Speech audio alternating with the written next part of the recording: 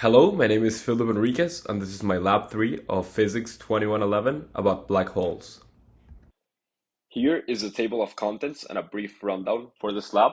We'll start with an introduction, then we'll look at the theory for the lab, more specific formulas, then we'll go to the first computational model we did using GlowScript, observe the computational model, and do a brief analysis of what does it mean. Then we'll go to the second computational model, look at the observations of this model, and finally end with a hypothetical scenario for this second computational model. This lab consists of two parts. In part one, we'll analyze the motion of a star that is orbiting a black hole to determine the mass of the black hole, and we'll consider the relationship between the net force and the rate of change in momentum. And then in part two, we'll simulate the motion of a spaceship that is approaching a black hole without crashing it. We'll use the mass determined in part one, and we have to determine an initial velocity and mass of the spaceship so it doesn't crash when approaching the black hole. The main theory behind this lab is Newton's universal law of gravitation that states that two bodies in space attract each other with a force proportional to their masses and the distance between them. So here we can see the formula of the Newton's universal law of gravitation. And we also continue to employ once again in this lab Newton's second law. So more precisely, the momentum principle. And for part one, the main theory is that the system is a star with a mass of 2 times 10 to the 30 kilograms, and the surroundings will be the black hole. Now we have the more specific formulas that we're going to use and employ in our glow script. The first one is a derivation of the gravity formula just by solving for m2. Then we have the formula for the unit vector of v. And then we know that F net is equal to dp dt. So we differentiate p to calculate the perpendicular and parallel components of F net. Now we can see the code I used for the first computational model. And the first modification I did to this code was introducing my email so that it assigned random values to the model. Then I edited initial conditions, such as the mass of the star and the delta t, which I assigned 86,400 seconds, which is equivalent to 1 day. And then for the calculation, I employed the formula as I previously mentioned. And then I employed a loop where I applied Newton's second law. For this loop, I introduced two new variables, sum mass and counter.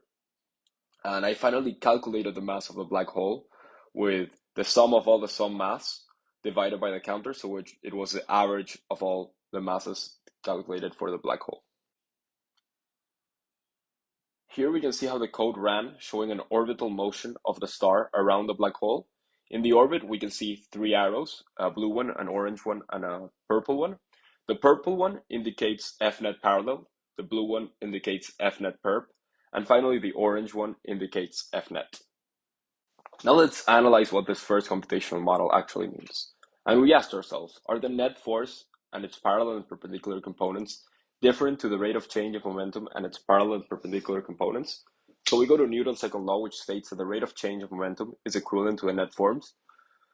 So each component is actually equivalent. And during this lab, we determined dp dt. We couldn't find the net force without the mass, so we determined it using the momentum principle. The net force parallel and perpendicular shape the motion, changing the magnitude and direction. Here is the code I use for the second computational model. The calculations are based on the gravitational formulas I previously mentioned, and we had to calculate different forces acting on the ship and its surroundings. We used the mass of a black hole calculated in part one, and I had to modify the x and y components of the initial velocity of the spaceship so it would pass near the black hole, but without crashing it. Now here we can see what the second computational model actually ran. So in the purple line, we can see the trajectory of the spaceship. We can see how it really approaches a black hole without ever crashing it. And then the blue line represents just the orbit of the planet where the spaceship was launched. Now finally, to end this lab, we'll look at a what if, a hypothetical scenario where we took that instead of just wanting to go around the black hole and take a glance, the spaceship wanted to orbit around the black hole. What changes to the initial velocity are required for a full orbit around the black hole? So we had to lower the initial velocity of the spaceship so it would orbit. The F-net perp and F-net parallel must be fairly equal so that the spaceship would orbit in an elliptical trajectory that we can see right here in the picture. Well, I hope you really enjoyed this lab and learned a lot. Thank you.